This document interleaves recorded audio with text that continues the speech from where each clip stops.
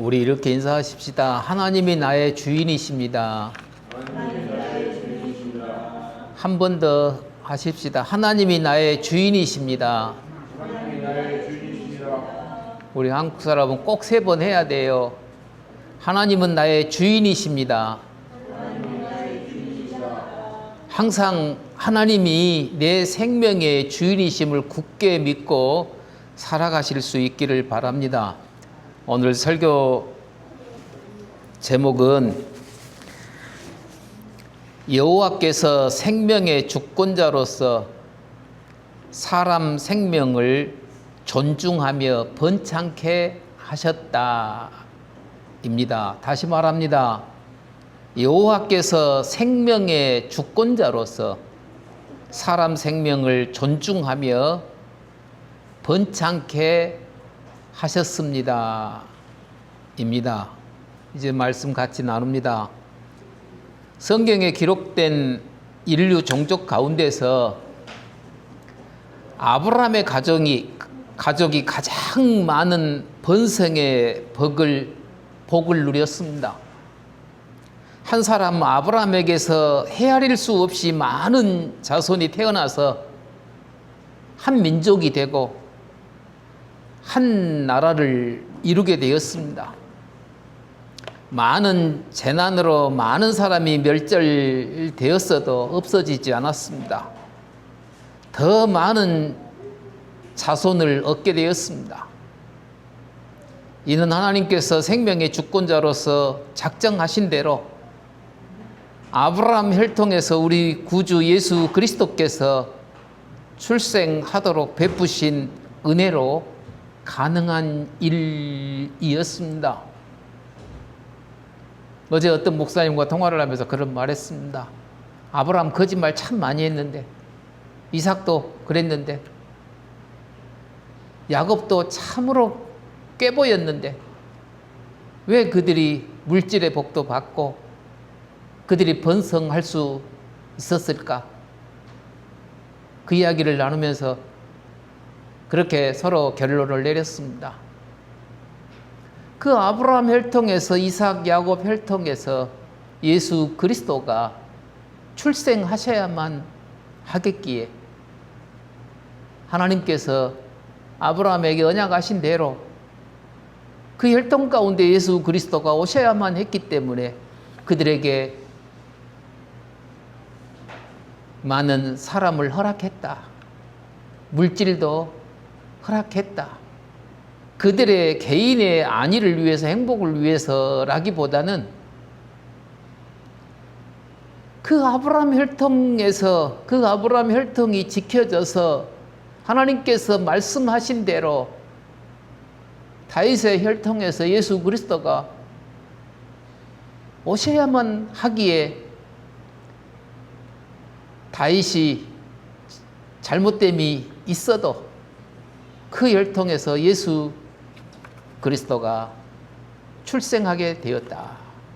그러니까 구약의 물질의 복을 얻고 이 모양 저 모양의 하나님의 돌보심을 크게 받은 사람들이 자기 안위를 위해서 그 자신의 형통한 삶을 살기 위해서 그렇게 또 살아가라고 하나님께서 그들에게 은총을 베푸신 것이 아니라 하나님께서 하나님의 목적이 있어서 그들의 혈통에서 예수 그리스도가 출생해야 했기에 그들의 부족함 가운데서도 그들을 붙들어 주셨고 형통하게 하셔서 결국은 마침내 예수 그리스도가 그 혈통에서 오시게 했던 것입니다. 레위기 17장 11절을 보면 사람의 생명은 피에 있다고 말씀하고 있습니다. 피는 생명을 대표합니다. 그 생명을 대표하는 피는 하나님께 속해 있습니다. 그 하나님께서 생명을 대표하는 피로 사람을 형성하셨습니다.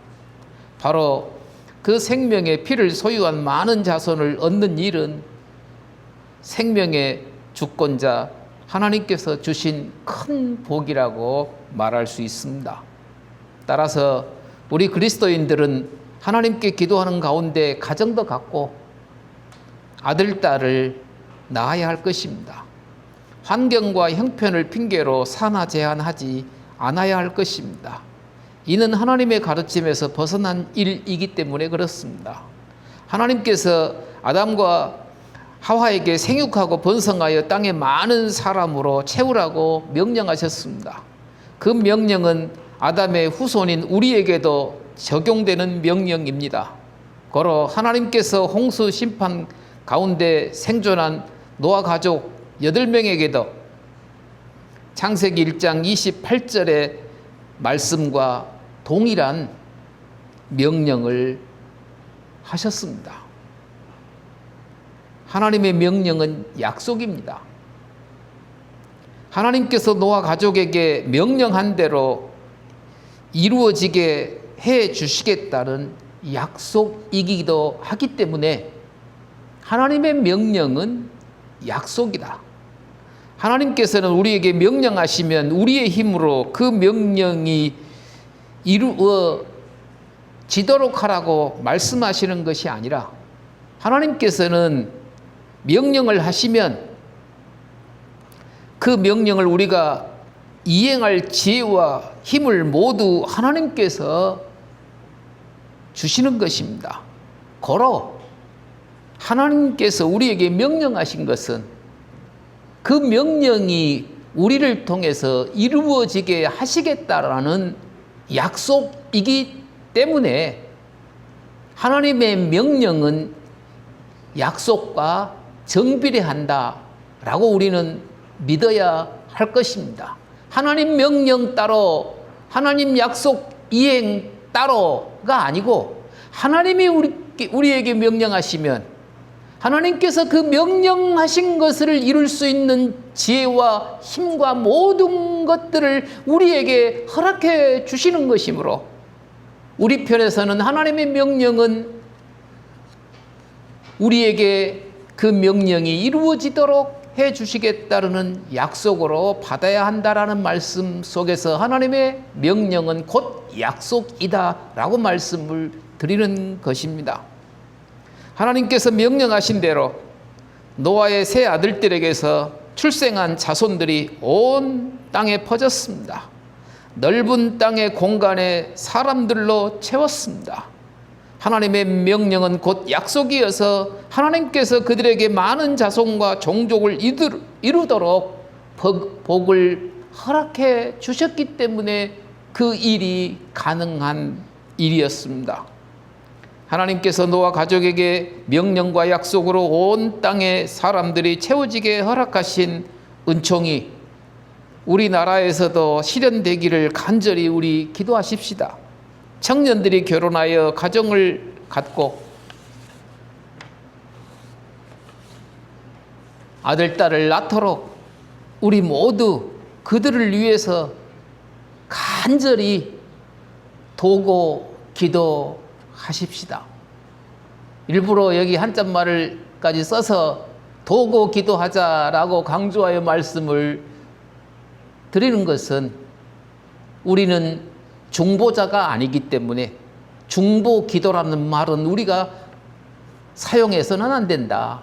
우리의 하나님과 우리 사이의 중보자는 오직 예수 그리스도뿐이시므로 우리를 위해 중보 기도하실 분은 오직 예수님 뿐이십니다. 그러므로 우리가 다른 사람을 위해서 기도하는 것은 도고한다. 어려운 한자 말이지만 성경에도 기록되어져 있는 표현이니 그 성경의 가르침을 따라서 우리가 다른 사람을 위해서 기도하는 것은 도구한다. 이렇게 표현해야 바른 것이어서 우리 모두 청년들이 직장을 갖고 가정을 갖고 이 핑계 저 핑계 대지 않고 자녀를 아들, 딸을 낳을 수 있도록 우리 함께 기도해야 할 것입니다.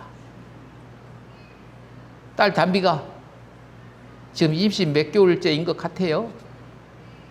이렇게 임신이 힘들고 입덧이 힘든데 애기 낳으라겠다고. 야, 그것은 우리가 말한 거 아니고 하나님의 명령이니까. 가정을 가졌으면 아이를 낳는 것이 바른 일이어서 낳는 것이지, 엄마에게 막 투덜대는 전화 속에서 흘러나오는 그 소리를 들으니까 우습기도 하고, 자, 그러면서 어버이의 은혜를 알겠지요. 지가 이런 과정을 통해서 태어났구나. 아이를 낳고 아이를 키우면서 부모님에 대한 생각이 어느 정도는 나겠지요. 정말 우리 젊은이들이 하나님이 나의 주인이시다. 하나님이 나의 생명의 주인이시다. 하나님께서 나를 살게 하신다. 하나님이 나를 보존하여 주신다라는 그러한 믿음 속에서 성경 가르침대로 순복하여 살아가는 사람들이 되어지기를 원하여서 우리 함께 기도해야 할 일입니다. 1절 말씀을 봅니다.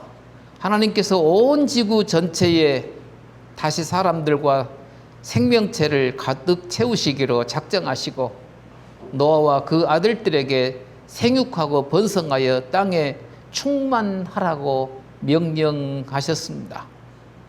하나님께서 노아와 그 아들들에게 자손들이 많아지게 하라고 명령하셨습니다.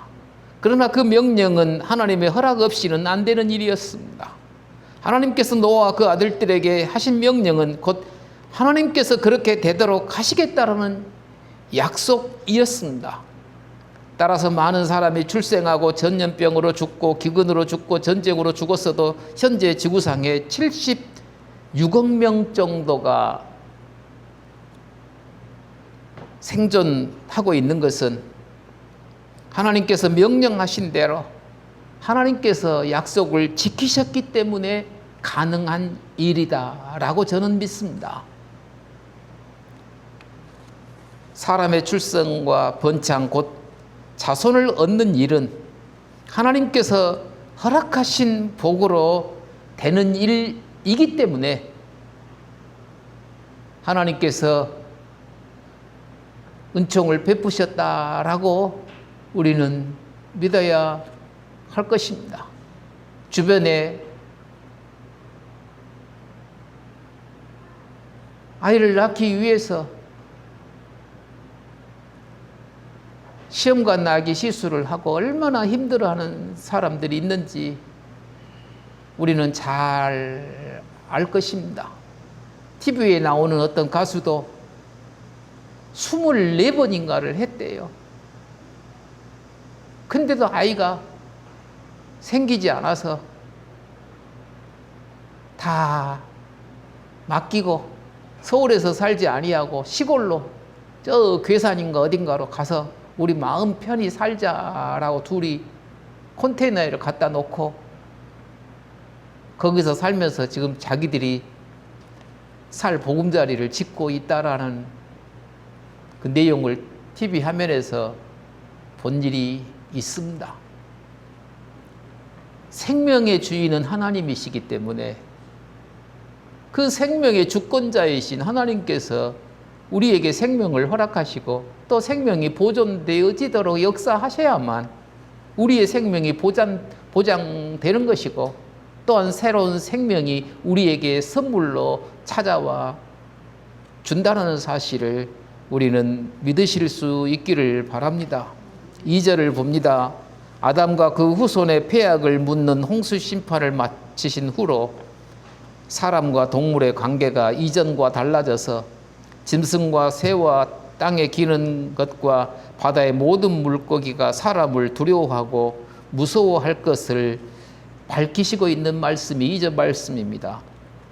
따라서 하나님께서 노아와 그 새 언약을 맺으시면서 곧 오늘의 그리스도인에게 다시 생육하고 번성하라, 땅을 채우라, 모든 생물을 다스리라는 말씀으로 처음 창조 명령을 새롭게 확인해 주시는 말씀입니다. 이 말씀은 창세기 1장 28절 말씀에서 하셨던 말씀을 반복하고 있는 것입니다. 아담이 타락하여 반역죄인 되기 이전과 홍수 심판 이전에는 사람과 동물 사이에 적대감이나 공포가 없었습니다. 그런데 아담이 악한 영의 유혹으로 타락하여 반역죄인이 된 후로 사람과 하나님과의 관계, 사람과 사람의 관계, 사람과 동물의 관계, 사람과 자연의 관계가 본래대로의 질서 유지가 아니었습니다. 하나님과 사람과의 관계도, 사람과 사람과의 관계도, 사람과 동물과의 관계도, 사람과 자연과의 관계도 질서 유지가 깨져서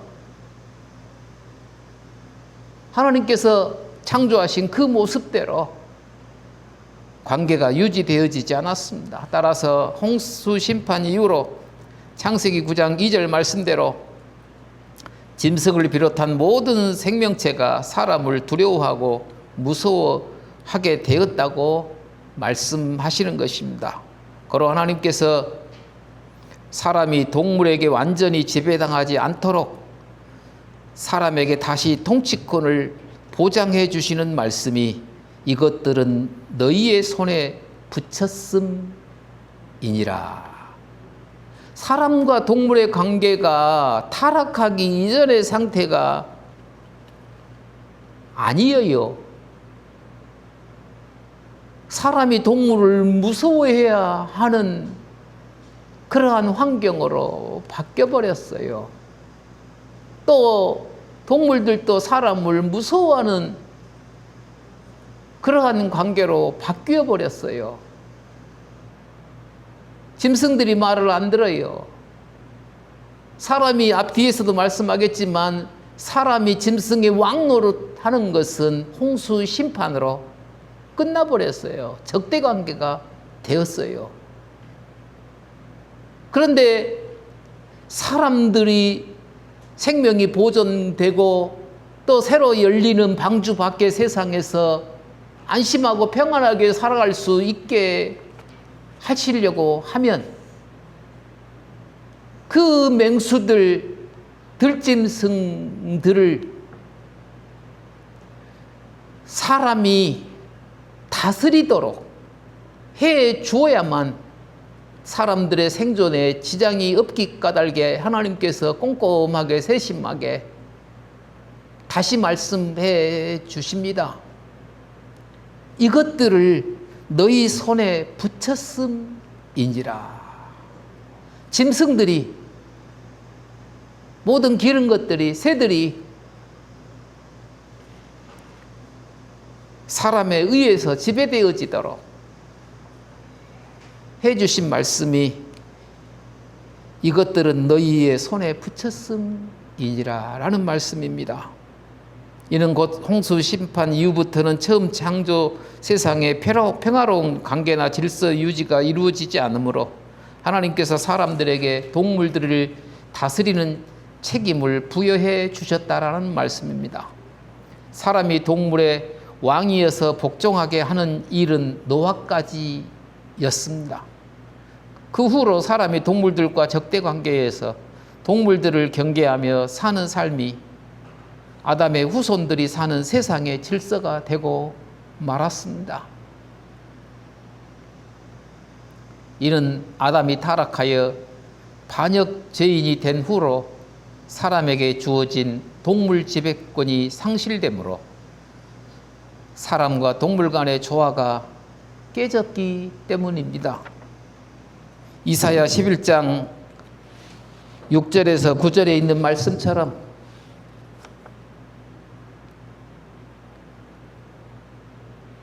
이리와 어린 양이 함께 살고 사자가 소처럼 풀을 먹는 평화로운 세상을 기대하는 일은 우리 주 예수 그리스도께서 다시 오신 후에야 가능하게 되어질 것입니다.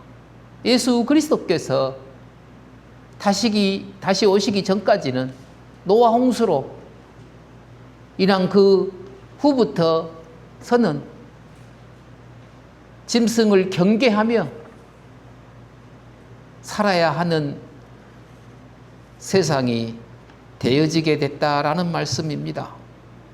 하나님께서 죄와 죽음이 들어온 세상의 창조 질서를 보존하시기 위해서 동물들이 사람을 두려워하고 무서워하게끔 하셨다라는 말씀은 이것들은 너희 손에 붙였음이니라 라는 말씀입니다. 하나님께서 죄와 죽음이 들어온 세상에서 동물들이 사람을 두려워하고 무서워하게끔 하신 것은 하나님의 형상 곧 인격의 반사체로 지어진 사람의 생명을 보존하셔서 창조 경륜을 이루시기 위해서였습니다. 동물들이 사람을 두려워하고 무서워서 피하게 하심으로 사람이 사는 사회가 보호받고 생태계 질서가 유지되고 사람들로 피조물 세계를 관리하면서 먹거리를 얻어 살도록 섭리하신 것입니다. 이렇게 하시지 아니었으면 생태계 질서가 다 무너져 버리고 사람이 사는 사회가 보호받지 못하게 되어졌을 것입니다. 지금도 멧돼지가 먹을 것이 없어서 도심 한가운데로 뛰어 들어와 가지고 카페로 들어가고 빵집으로 들어가 유리창을 깨고 그걸 보고 경찰이 동원되고 동물원 직원들이 동원되고 막 혼란스럽지 않습니까? 그런데 하나님께서 사람 사는 사회를 보호하시기 위해서 이러한 조치를 하지 않았다고 한다면 얼마나 혼란스러운 사회가 되어졌겠습니까? 3절을 봅니다. 하나님께서 홍수 심판 이후로 농토의 황폐로 사람들과 짐승들의 먹거리가 부족하므로 동물들을 채소와 과일처럼 먹거리로 허락하셨습니다. 고로 홍수 심판 이후로 생식에서 화식으로 바뀌게 되었습니다. 이 표현은 제가 말하는 것입니다. 성경에 명확하게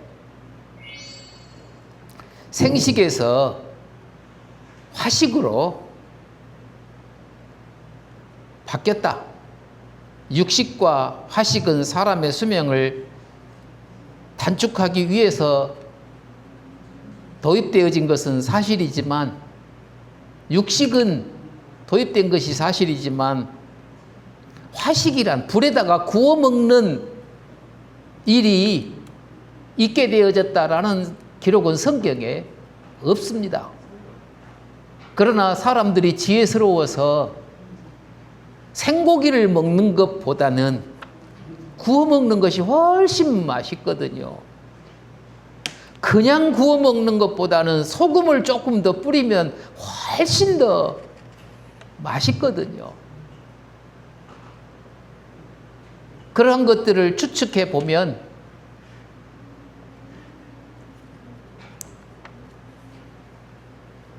생식에서 화식으로 사람들의 식생활이 바뀌었다라고 말할 수 있을 것 같아서 홍수 심판 이후로 생식에서 화식으로 먹거리 문화가 바뀌었다라고 제가 표현하는 것입니다. 성경에 어디 그렇게 기록되어졌느냐라고 말하면 방금 말씀드린 대로 성경에 그런 기록은 없어요. 추측을 해볼 뿐입니다. 홍수 심판 이후로 사람의 수명이 120세로 단축하게 되었습니다. 그 이유는 사람들이 장수하여 죄악이 번창하는 것을 억제하기 위해서였습니다. 또 죄악의 용사들이 일어나 홍수 심판 이전 세상이 될 것이 확실해지므로 수명을 단축하는 길밖에 없었기 때문입니다. 고로 그 수명 단축의 방법이 육식이고 화식이었습니다. 육식을 하면 소화가 안 돼요. 또 구워 먹으면 훨씬 더 많이 먹게 돼요. 그러면 위장이 고장 나겠지요. 많이 먹으면 비만하게 되겠지요. 그런 등등의 의학적인 상식으로 보게 되어지면 육식과 화식은 수명을 단축하는 것이 분명한 일입니다. 4절, 5절, 6절을 봅니다. 창세기 9장 4절, 5절, 6절은 단순히 살인하지 말라는 윤리 규정만이 아닙니다. 이는 생명의 주권이 하나님께 있다는 말씀입니다. 그리고 사람은 하나님의 형상 곧 하나님 인격의 반사체로 창조되었습니다. 고로 사람의 생명이 절대적으로 존귀하다는 말씀입니다. 이는 홍수 심판 이후 새로운 세상에서 유지되어야 할 기본 질서가 생명 절대 존중임을 말씀하고 있는 것입니다. 하나님께서 사람들에게 짐승들의 살을 먹거나 짐승들의 살을 먹거리가 부족해서 어쩔 수 없이 허락은 하셨습니다. 그러나 생명의 근본인 피채 먹지 못하게 하심으로 사람이나 동물의 생명 자체를 존중하도록 하셨습니다. 피는 생명의 근본이요 생명 자체입니다. 그러 생명의 근본이 존중되지 아니하면 결국 사람의 생명도 존중되지 않고 함부로 죽이게 되어질 것입니다. 그런 까닭에 생명의 근본이요 생명 자체인 피채 먹지 못하게 하셨던 것입니다. 우리 성경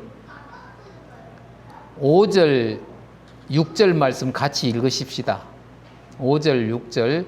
내가 반드시 너희의 피, 곧 너희의 생명의 피를 찾으리니 짐승이면 그 짐승에게서 사람이나 사람의 형제면 그에게서 그의 생명을 찾으리라.